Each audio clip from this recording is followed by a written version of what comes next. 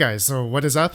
RedPandaMining here. How you guys all doing? I hope you're all doing really well and having a really great day. In this video, I want to talk about Ravencoin and the unfortunate event that basically was an exploit that minted 300 million Ravencoin, approximately. And you know, it was definitely a shocker for a lot of people. I'll give more of my opinions near the end of the video. But I just want to preface first that the Ravencoin team, Tron Black, and the Cryptoscope team, hats off to them, props to them for figuring this out very professionally and updating everyone, you know, with Medium articles and tweets and GitHub updates, all that kind of stuff, wallets, notifying all the exchanges, all that kind of stuff. You know, it's seriously amazing that they did all that. Okay, so let's begin the video, my friends. I'm going to go through a bunch of different articles that have transpired the past couple of days, some tweets, and I'll talk about some Ravencoin stuff and my opinions near the end of the video. Okay, so first, July 2nd, Tron Black posted, I just published Ravencoin emergency update, and I have it here.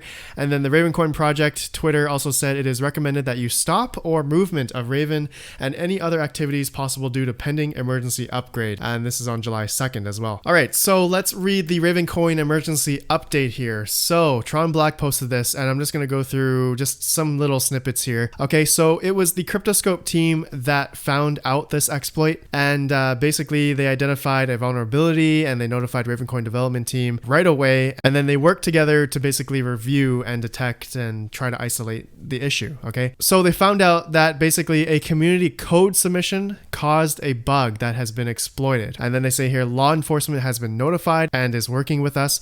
This was on July 2nd. Okay, now for people wondering about assets, it is not affected. Okay, the vulnerability didn't affect, you know, the stealing of Raven or assets that you own. I have my own RedPandaMining asset, thank you Savage Mine. And yeah, so the extra Raven that was minted, about 300 million, basically it was transferred to an exchange and they were traded and mixed, and they say mixed with other Raven before any pragmatic attempt at burning them with miner and community backing would cause irreparable harm to innocent victims. Okay, so they did set up a burn address later on. I'll read that a little bit later. And then they say the open source and decentralized nature of this project prevents a quick and easy fix as we only develop source code and do not operate the network. All right, so they notified the exchanges, all that good stuff, and they updated the binaries and wallets and stuff. And for anyone watching this video, you guys should go update. And for people that are into Ravencoin right now, you guys should definitely update your wallets and stuff and nodes as well. Okay, so Ravencoin 4.2. Finally, at this article, I just want to read here, the extra Raven represents approximately 1.5% of the final 21 billion. All right, so the max supply of Ravencoin is initially 21 billion. But then they say here the exact final number isn't known yet, but it is later in the next article I'll read in a second. Okay, so this was the first article from Tron Black. I'll link it down below. You guys maybe read this already a couple days ago. I'm just making this video now, but there's a bunch of stuff I want to read through. Okay, next article, Tron Black. He posted a little meme here. A wee little problem, but she's good now. Good old Star Trek. His next article he posted on July 4th. He says Ravencoin emergency ended. All right, so emergency update for the first article, emergency ended for the second article here. This is to let everyone know that the Ravencoin network is stable, even if I'm a little shaky and bleary-eyed. I seriously, hats off to Tron Black. I'm sure he stayed up the whole time. He was probably like super worried. I would probably be super stressed out as well. So hats off to him. There was a serious vulnerability of the inflation type. The miners and mining pools are now mining a solid majority of the blocks with the new code that rejects the bad transactions.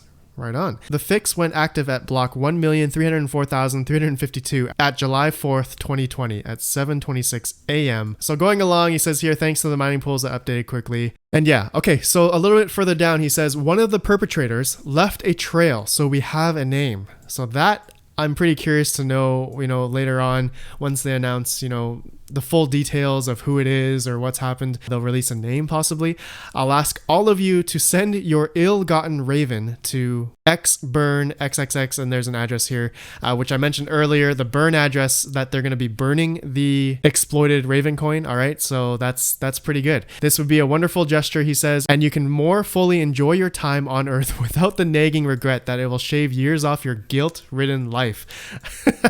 That's awesome. And yeah, okay, so he says here the total excess issuance is 301,804,400 Ravencoin.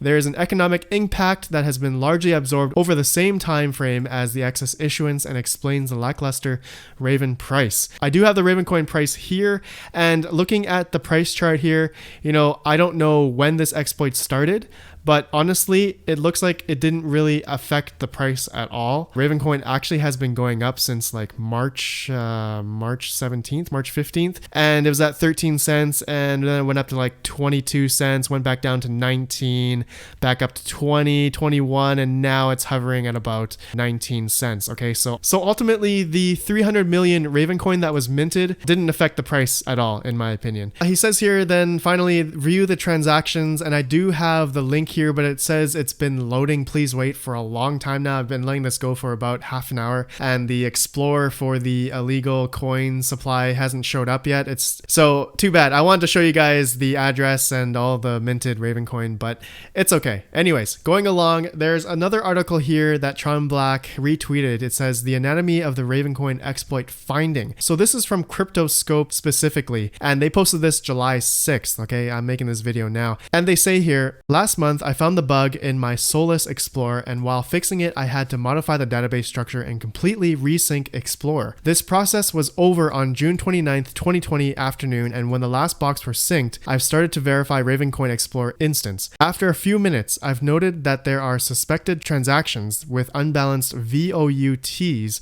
were detected and properly marked by the Explorer. Well, having in mind that I just resynced the Explorer due to a bug, I was thinking, oh, that's just another one. Anyway, I have started to check and was really surprised that the unbalanced coin supply was around 275 million Raven at this moment. What I found was very suspicious. A reissue_asset VOUT in the transaction had not only asset amount but also Raven value, which was unexpected. Looking to the list of transactions which are grouped to the virtual illegal supply address, I found that there is a pattern for the suspected transactions.